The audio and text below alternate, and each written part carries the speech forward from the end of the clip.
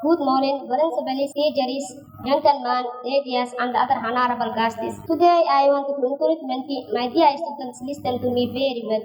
Before my speech, I will thank Allah. Second, my dear principal, second, Umar, all other persons who take part those but beautiful of class 8. I just wanted to take a moment to remind you how proud I'm of each and every one of you. Every day I see you have more creativity and determination feeling through. Remember, it's okay to make mistakes. They are just stepping stones. They are just stepping stones in your path to success.